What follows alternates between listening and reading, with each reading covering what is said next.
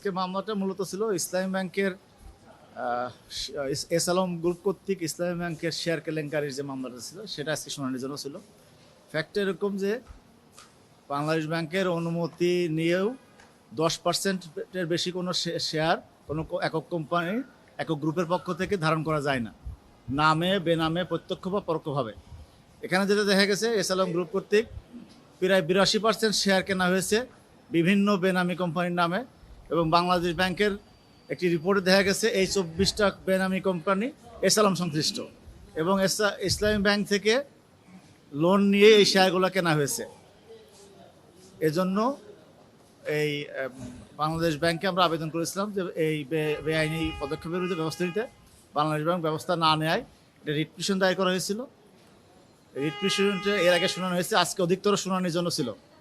অধিকতর শুনানির জন্য আজকে মামলাটি ধরা হলে উক্ত বেঞ্চের একজন বিচারপতি বিব্রত বোধ করায় বিষয়টি পরবর্তী পদক্ষেপের জন্য প্রধান বিচারপতির কাছে প্রেরণ করা হয়েছে। বাংলা কিউআর, যেখানে নগদ পেমেন্ট সেখানে। সারা দেশে 10 লাখেরও বেশি মার্চেন্টে নগদে পেমেন্ট করুন খুব সহজে। বিব্রত বোধের কারণ কোর্ট উল্লেখ করেন নাই, শুধু এটুকু বলেছেন যে বেঞ্চের একজন বিচারপতি উক্ত মামলা শুনানিতে বিব্রত বোধ করায় মামলাটি পরবর্তী পদক্ষেপের জন্য প্রধান বিচারপতির কাছে প্রেরণ করা হলো। শুনানি এর আগেও 2 দিন শুনানি হয়েছে। আমরা ইসলামী ব্যাংকের পক্ষে অ্যাপিয়ার করেছি, বাংলাদেশ ব্যাংক এফিডেভিট দিয়েছেন এবং দিয়ে বলেছেন যে 24টি কোম্পানি নামে বেনামি কোম্পানি নামে ইসলামী ব্যাংকের শেয়ার কেনা হয়েছে, এই 24টি কোম্পানি এস আলম সংশ্লিষ্ট, এবং ওনারাও অ্যাপিয়ার করেছে।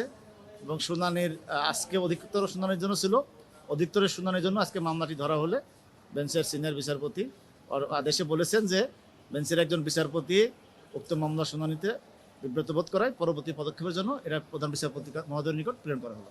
ইসলাম এই বিষয়ে আসলে যারা মামলা যে অ্যাডভাইস করেছেন উনি বিস্তারিত ব্যাখ্যা করবেন।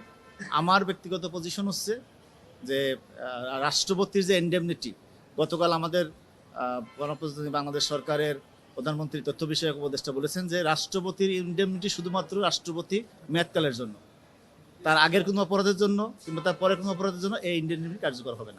এইটা আসলে কোর্ট অর্ডার দিয়েছে, এটা তো দুর্নীতি দমন কমিশন তদন্ত করছে। আমরা এই তদন্ত শেষে ওনারা এটা যদি কোনো ইয়ে থাকে, মামলা চলার ক্ষেত্রে যদি কোনো আইনগত ইয়ে থাকে, সেটা অবশ্যই ওনারা তদন্ত বিবেচনা করবেন।